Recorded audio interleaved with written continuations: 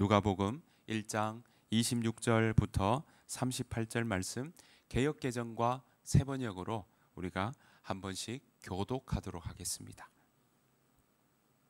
누가복음 1장 26절 먼저 개역개정으로 우리가 번갈아 가면서 읽도록 하겠습니다. 26절 제가 먼저 읽겠습니다.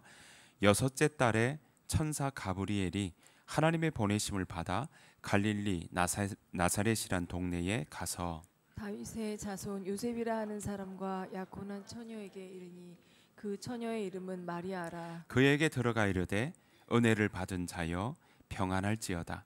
주께서 너와 함께 계시도다 하니 처녀가 그 말을 듣고 놀라 이런 인사가 어찌함인가 생각하매 천사가 이르되 마리아여 무서워하지 말라. 내가 하나님께 은혜를 입었느니라. 보라 내가 잉태하여 아들을 낳으리니 그 이름을 예수라 하라. 그가 큰 자가 되고 지극히 높으신 이의 아들이라 일컬어질 것이요 주 하나님께서 그 조상 다윗의 왕위를 그에게 주시리니 영원히 야곱의 집을 왕으로 다스릴 것이며 그 나라가 무궁하리라. 마리아가 천사에게 말하되 나는 남자를 알지 못하니 어찌 이 일이 있으리이까.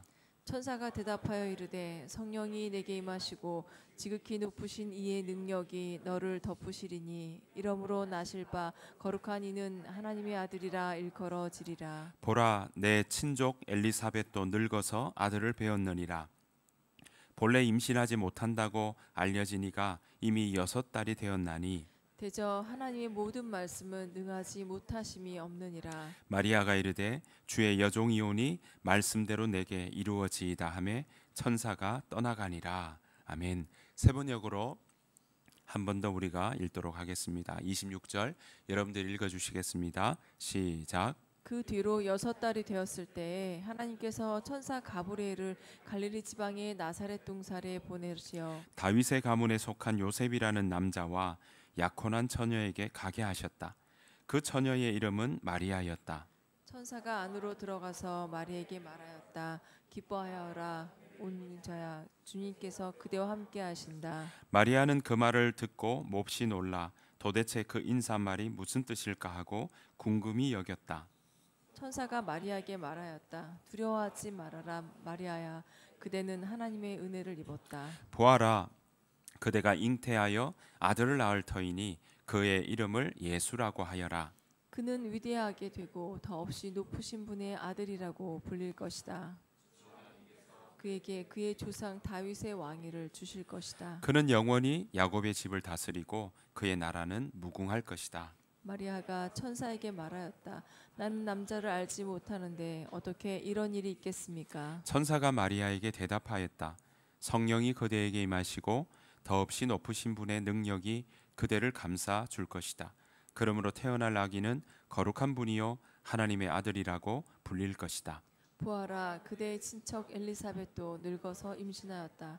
임신하지 못하는 여자가 불리던 그가 임신한 지 벌써 6달이 되었다. 하나님께는 불가능한 일이 없다. 마리아가 말하였다. 보십시오. 나는 주님의 여종입니다.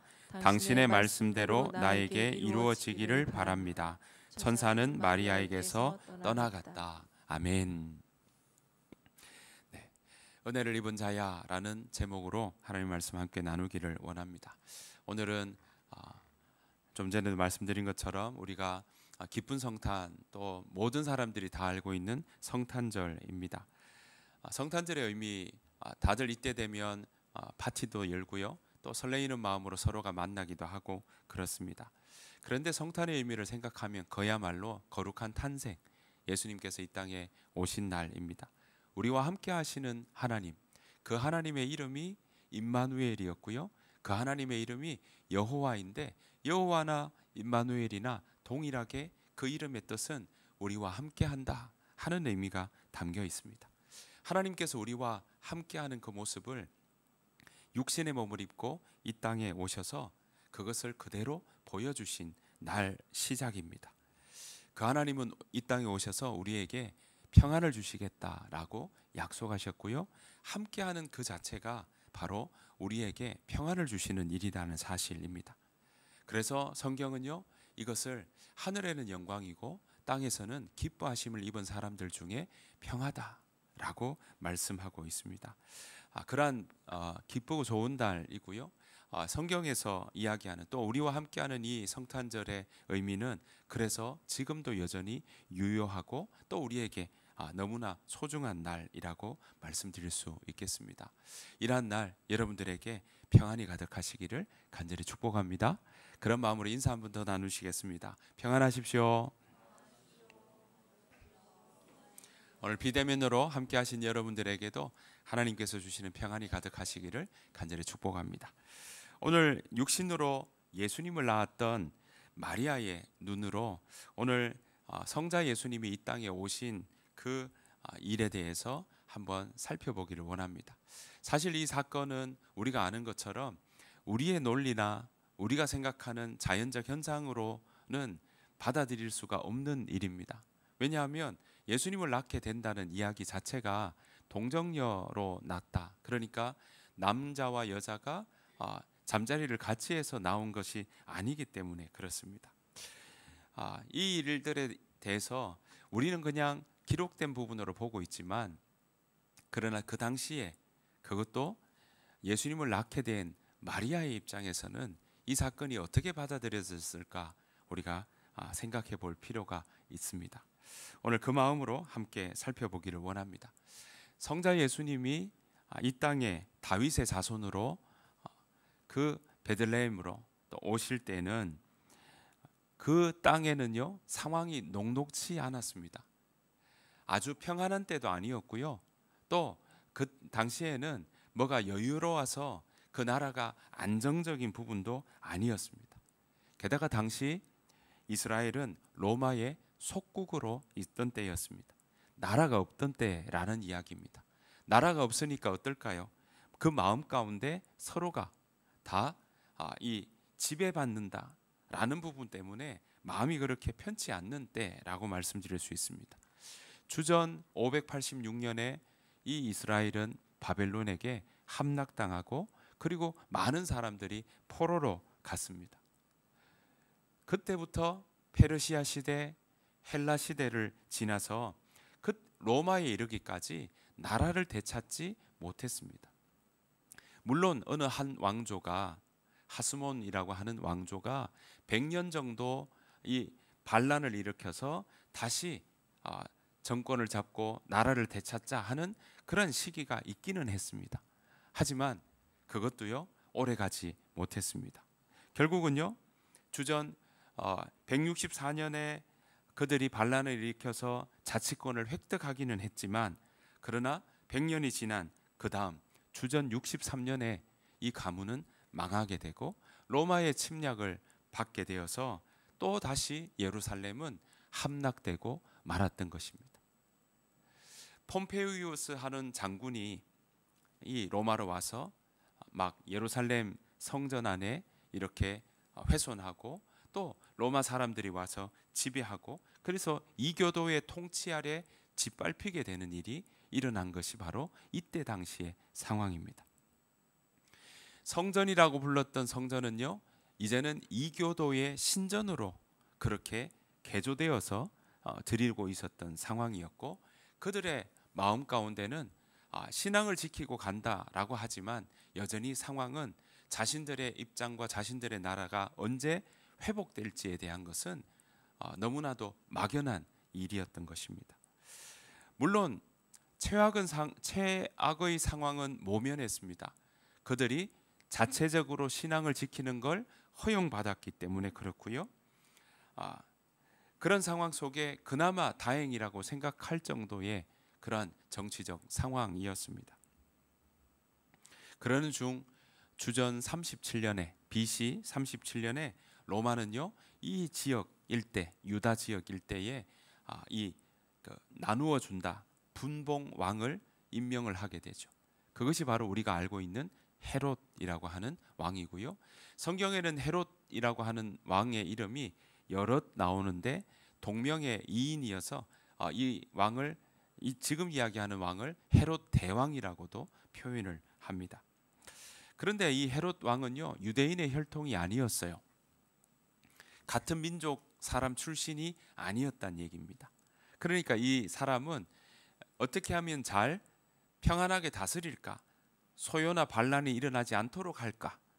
그것에 대한 관심이 있었고 그 일들을 통해서 본인은 앞으로 더 나아가서 더 정계의 로마의 더 높은 자리로 나아갈 수 있기를 원하는 사람이었습니다. 그러니까 어떻습니까? 로마의 권위에 복종하는 거기에 마음 중심이 강했던 거죠.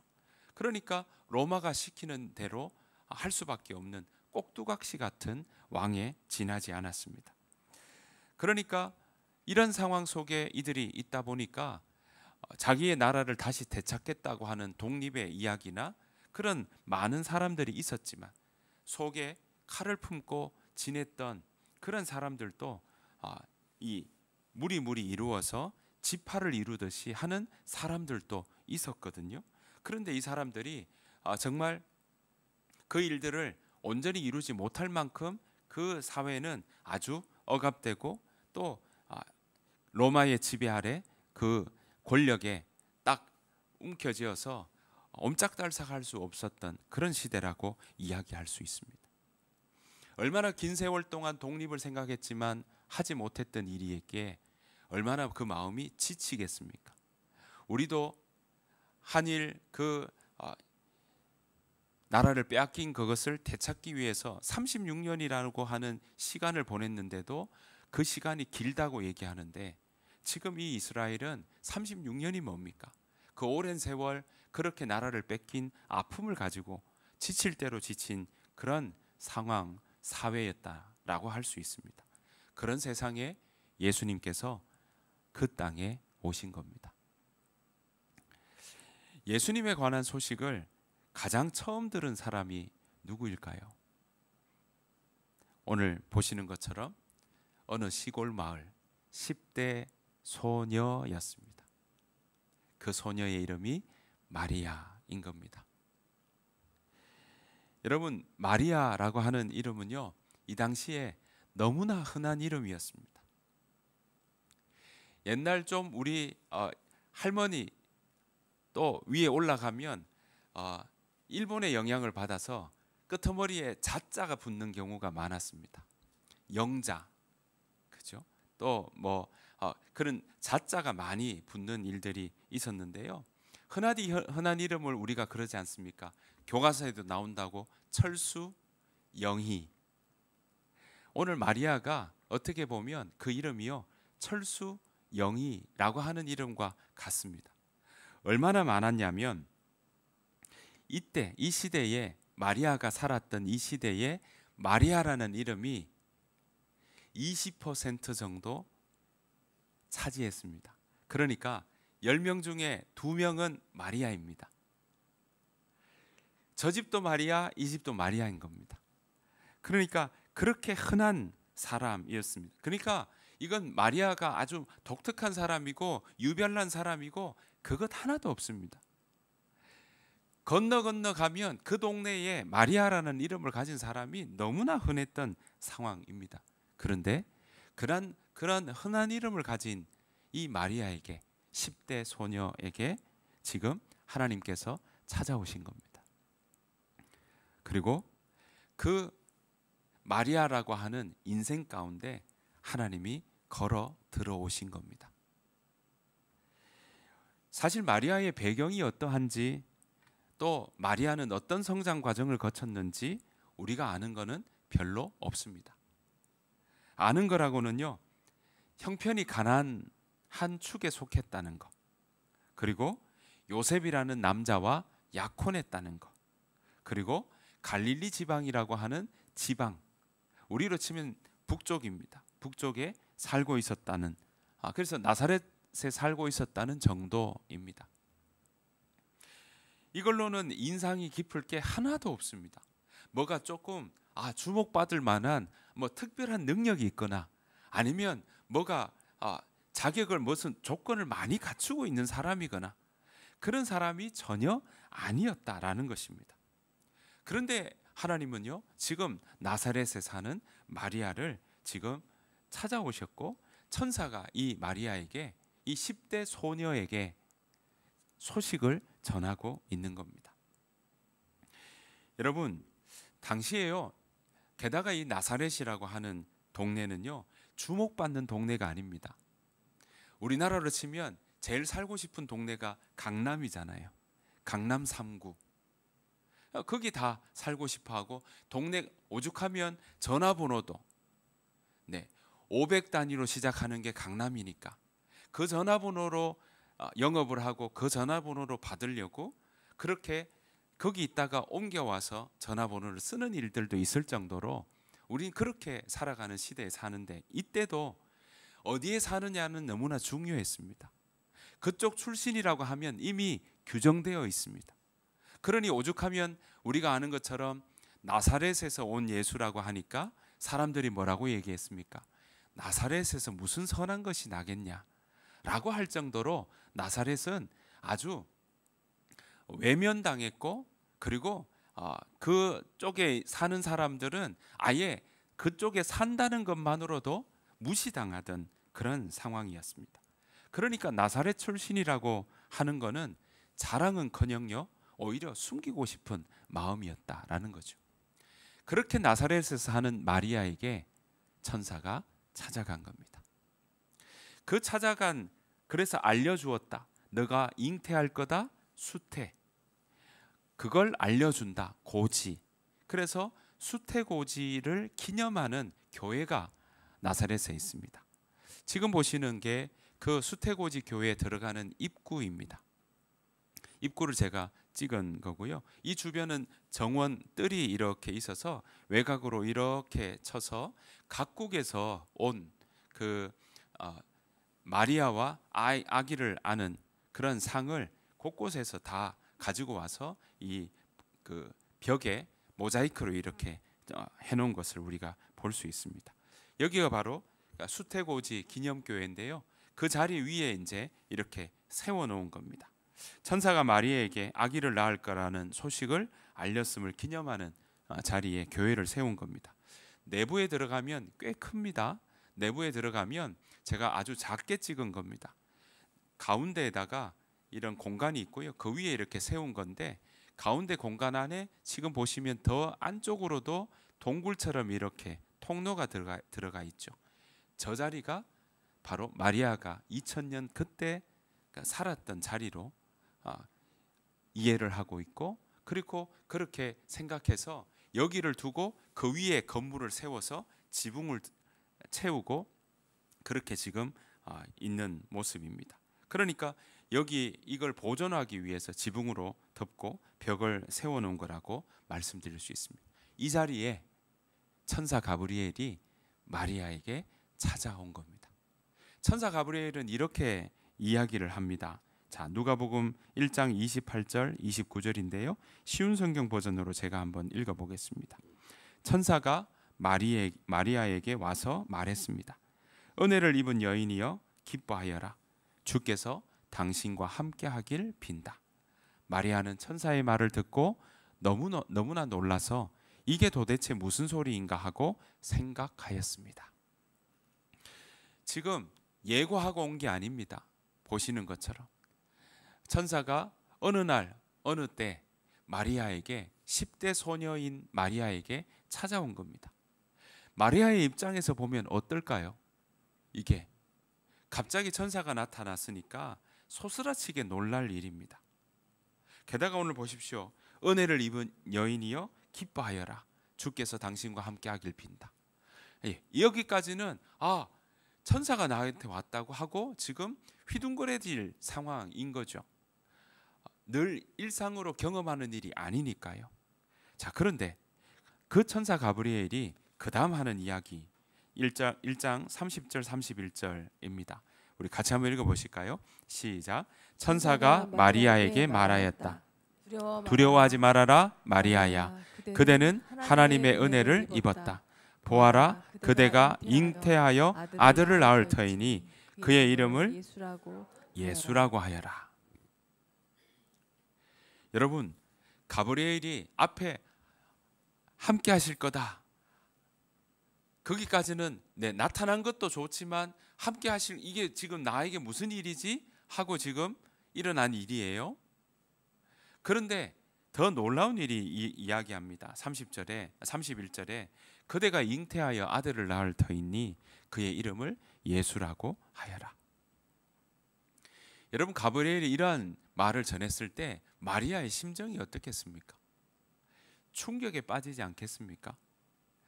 아마 충격 그 자체, 이게 무슨 일? 이렇게 되겠죠. 마리아는 자기 현실을 그대로 담은 질문을 이 천사 가브리엘에게 전합니다. 34절, 마리아가 천사에게 말하였다. 나는 남자를 알지 못하는데 어떻게 이런 일이 있겠습니까? 너무나 현실적인 얘기죠. 자, 그대가 잉태하여 아들을 낳을 터이니 그의 이름을 예수라 하여라.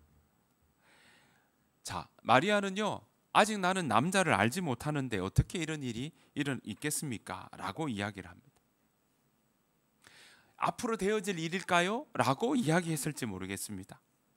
어쩌면 마리아는요, 자기 약혼자 요셉을 통해서 아들을 낳게 될 거라는, 그렇게 낳게 될 수도 있겠구나 라고 짐작했을지도 모를 일입니다. 그런데 분명히 지금 이야기는 뭐냐면, 내가 아직 남자를 모르는데 어떻게 이런 일이 아들을 낳겠습니까? 라고 이야기를 하고 있는 것이죠.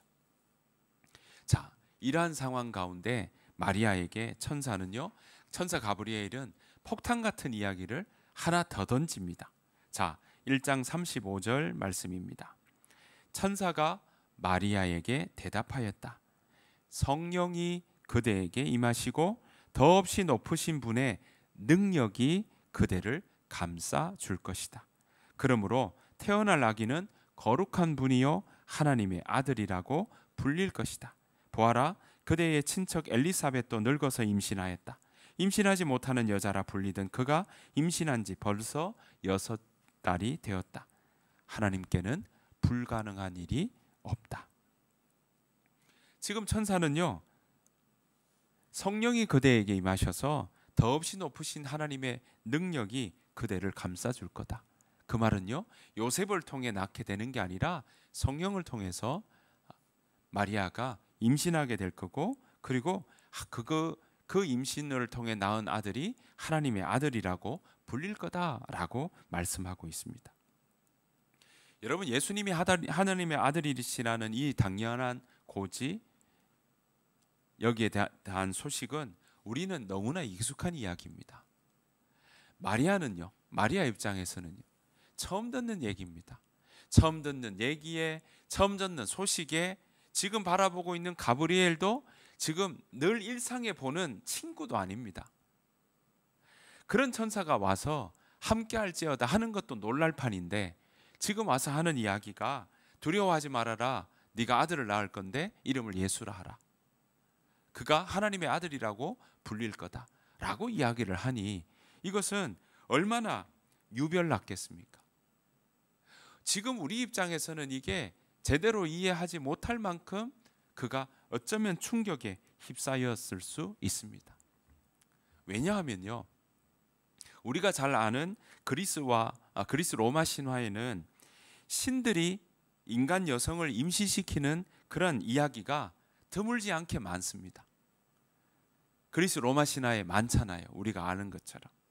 하지만 여러분, 우리가 아는 구약에 나오는 하나님은, 여호와 하나님은요, 이런 그리스 로마 신화에 나오는 그러한 신들이 인간의 여성과 만나서 아이를 낳는다 하는 이야기와는 전혀 그런 모습은 1도 찾아볼 수 없는 이야기입니다.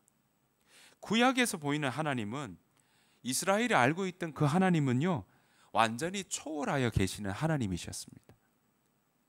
심지어 신들이 인간과 결혼을 한다, 만나서 아이를 낳는다, 이런 일은 구약에는 한마디도 나오지 않는 이야기입니다.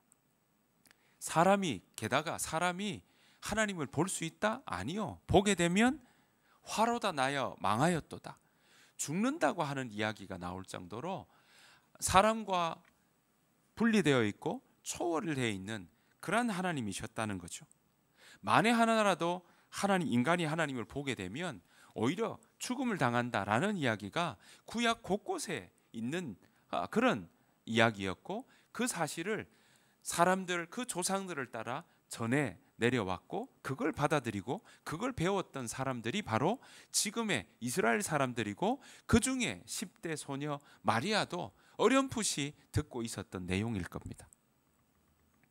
그런데 그런 소식을 가지고 있고 그런 사회적 관습과 상황 속에 있는 이 이야기가 지금 천사 가브리엘이 와서 하나님의 능력이 너를 감싸 주실 거고 그렇게 태어나는 아기가 하나님의 아들이라고 예언하고 있으니까 얼마나 큰 충격이었겠습니까?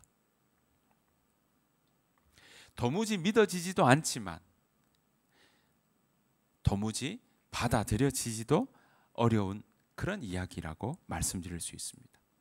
게다가요, 여러분, 남자를 알지 못하는데 아들을 놓는다.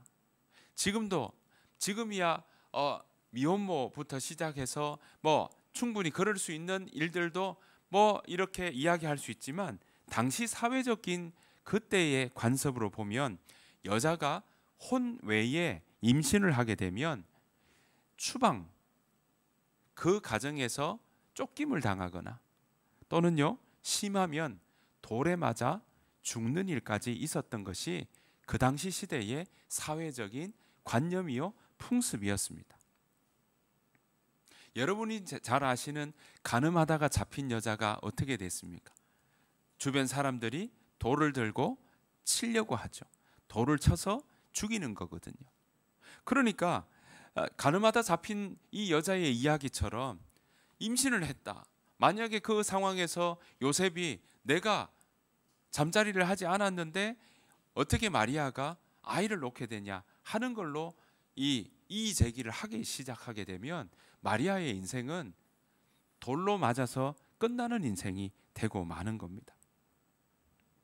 사랑하는 성도 여러분, 이렇게 마리아의 입장에서 보면 천사 가브리엘을 통해서 들은 이 소식, 그건 우리 입장에서는 기쁘다 구주 오셨다고 이야기할 수 있는 이야기일지 모르지만 마리아 입장에서는 너무나 당황스럽고 그리고 좋은 소식이 아닌 것처럼 느껴질 수밖에 없습니다. 그러니까 당시의 관습과 인식에서 벗어난 이야기였기에 쉽게 받아들여지기 어려운 그런 상황이었다고 볼 수 있습니다. 이 소식을 받아들인다는 것은 어떤 의미일까? 이런 상황에서 마리아가 이 소식을 받아들인다. 마리아 입장에서는 어떤 마음이었을까요? 어쩌면 그냥 바로 떠올리는 직관적인 그런 마음으로 이 소식을 받아들인다 하면 인생은 행복 끝, 불행 시작으로 생각할 수 있는 대목입니다. 자칫 평생 불행하게 살 수 있고 또 때로는 죽임을 당할 수도 있다는 그런 이야기와 맞닿아 있는 소식이 바로 이 소식이었습니다. 생각해 보십시오. 앞으로 받을 평판, 그 동네에서 아우 저 사람은 주변 수많은 사람들이 손가락질할 평판, 그리고 그가 앞으로 살아갈 결혼 생활, 심지어 삶에 이것 때문에 어떤 위험이 닥칠지 모르는 그 모든 위험을 고스란히 떠안고 살아가야 될 삶일 수 있는 겁니다.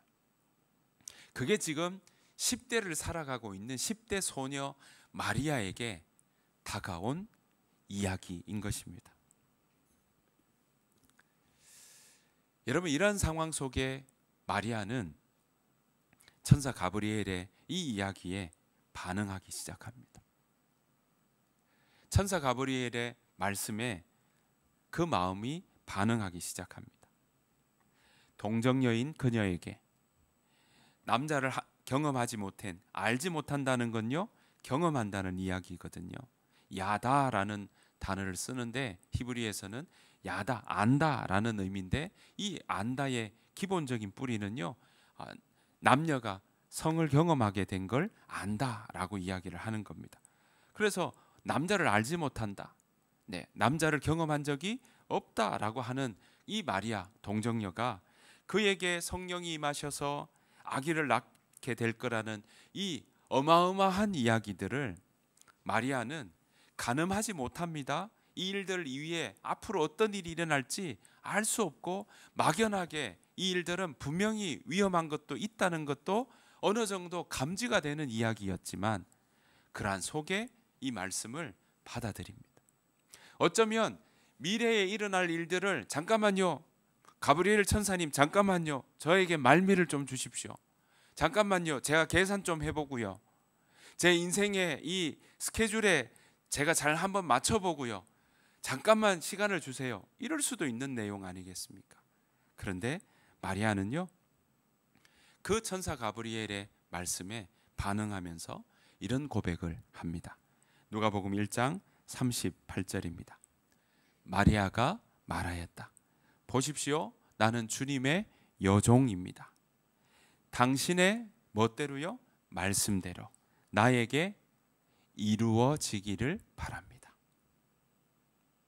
마리아는 이렇게 고백하고 있습니다. 보십시오, 나는 주님의 여종입니다. 당신의 말씀대로 나에게 이루어지기를 바랍니다. 자, 이 이야기가 되자 천사는 마리아에게서 떠나갔다라고 오늘 말씀은 우리에게 가르쳐주고 있습니다. 여러분, 수세기 전에 하나님이 하신 약속이 자신에게 실현되고 있다는 것이 마리아에게 도저히 상상할 수 없는 그러한 일이었을 겁니다. 물론 수많은 백성들이요, 지금 메시아가 올 거다, 구약에서 말씀하시는 그 메시아가, 기름 부음을 받은 그 메시아가 이 땅에 오실 거다, 다 기다리고 있었습니다. 다 기대하고 있었습니다. 이스라엘 백성들이라고 하면 지금 이렇게 로마라고 하는 나라에 속국이 되어서 이교도의 지배에 짓밟히고 있는 상황에 숨조차 눈치 보면서 쉬어야 되고, 세금 내는 일과 또 그들이 살아가는 하루하루의 삶의 문제가 그저 편한 것이 하나도 없는 그 시대에 지배당하는 일 가운데 규정되어지고 틀에 잡힌 그 속에서 그렇게 살아가는 사람들에게 모두가 열망하는 게 메시아가 올 거를 기대하고 있었습니다. 그러한 소식들을 오면 우리가 달라진다고 하는 이야기를 10대 소녀도 왜 주변의 사람들과 어른들과 부모님께 이야기를 듣지 않았겠습니까? 그때가 오면 세상이 나아진다.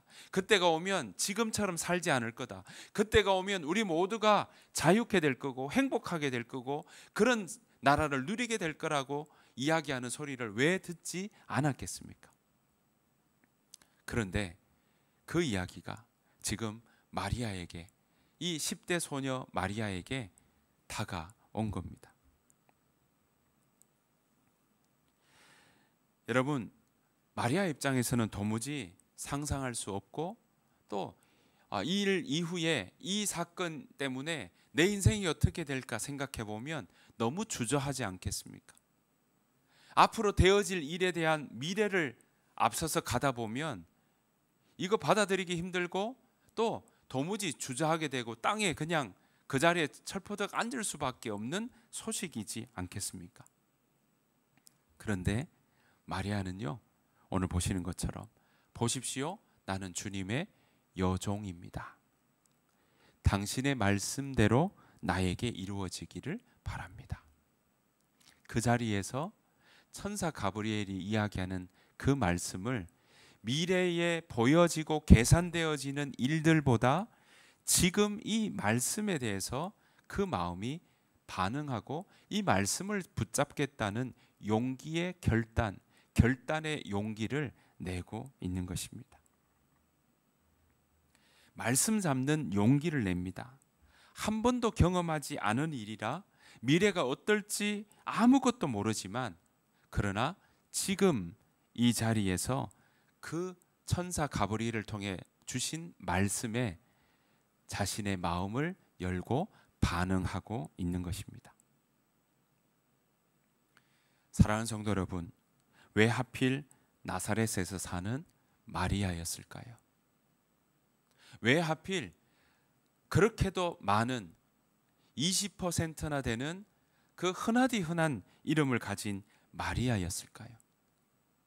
그것도 예루살렘의 그 당시에 정말 높은 관직에 속한 그러한 여인이 아니라 또 그 당시 시대에 영향력을 끼칠 만한 그러한 상황, 그러한 사람들에게 주목할 만한 사람에게 찾아가신 것이 아니라 왜 흔하디 흔한 이름을 가졌고 누구나 그 자리에는 외면하고 또 그 나사렛에는 아무것도 선한 게 나올 수 없다고 치부할 만큼 그러한 동네에 있는 마리아에게 천사 가브리엘이 찾아가서 수태를 고지하고 있을까요?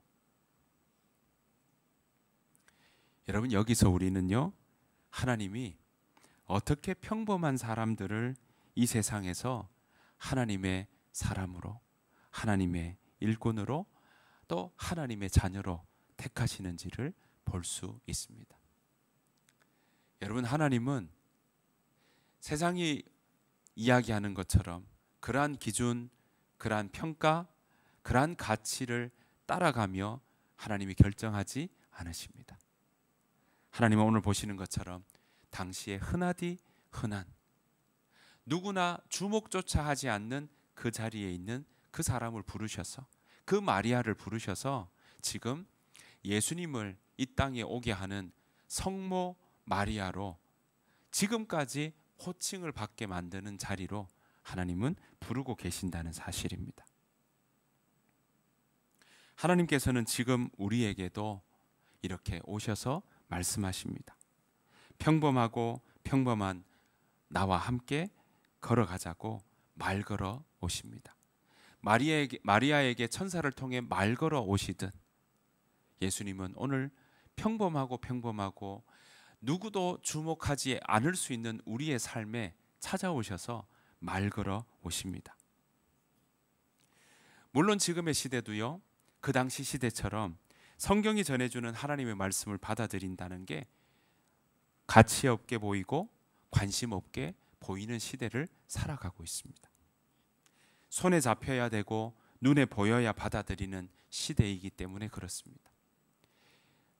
인공지능이 세상을 바꾸고 있고 1차, 2차, 3차 혁명이 지나 4차 산업혁명이 지나가면서 어쩌면 더 많은 미래에 어떤 일이 일어날지 모를 만큼의 기술의 급격한 변화 속에 우리는 살아가고 있습니다. 그러다 보니 더 눈에 보여야 되고 더 안 보이는 건 믿을 수가 없고 손에 잡히지 않는 건 받아들일 수 없는 시대를 살아가고 있는 것입니다. 하지만 오늘 마리아처럼, 여러분, 오늘 마리아는 천사 가브리엘의 말씀을 받아들이고 그리고 그 말씀을 따라가는 일을 통해 미래에 충분히 짐작되고 예상되는 좋은 일보다 나쁜 일이 많을 것 같은 그 일 속에서 여전히 말씀을 붙잡았던 그 일을 통해 마리아는 오늘 지금까지 그 삶을 어느 누구도 가치 없는 삶이라고 이야기하지 않고 그 삶을 누구나 기억하고 있고 그 이름을 기억하는 그러한 삶으로 살아가게 된 것입니다. 물론 우리는 마리아가 될 수는 없습니다. 하지만 마리아가 들려온, 마리아가 그 말씀에, 천사 가브리엘이 이야기했던 그 말씀에 반응하고 그 말씀에 용기를 내어서 자신을 그 말씀에 걸고 내가 당신의 여종입니다. 당신이 하신 말씀이 내게 이루어지기를 원합니다. 라고 고백하는 그 순간의 이야기가, 그게 있었기에 그는 그의 삶이 전혀 하나님이 이끄시는 그 자신이 생각하기에는 분명히 부정적인 일들이 많았을 텐데 하나님이 이끄시는 그 말씀에 반응하니까 자신이 생각했던 길이 아니라 하나님이 이끄시는 길로 걸어가는 인생이 되었던 겁니다. 하나님이 이끄시는 그 길은 빛의 길이었고요, 평안의 길이었고요, 화평의 삶을 살아가게 된 것입니다. 여러분, 그렇게 용기를 내어 자신의 길을, 자신을 걸고 나갔던 마리아의 모습처럼 여러분, 우리 모두도 이 시대에 예수님의 말씀에, 성경이 가르쳐주는 그 진리의 말씀에 내 마음이 반응하고 또 희망을 어디에 걸어두고 기대를 어디에 걸어두고 살아갈까 생각하는 그 일에 우리가 하나님의 말씀에 예수님께 우리의 희망을 걸고 살아간다면 상상조차 할 수 없었던 생명과 사랑이, 또 우리가 기대하지 못했던, 기대하지 않았던 성경이 가르쳐주는 평안이 우리의 삶에 가득하게 될 것입니다.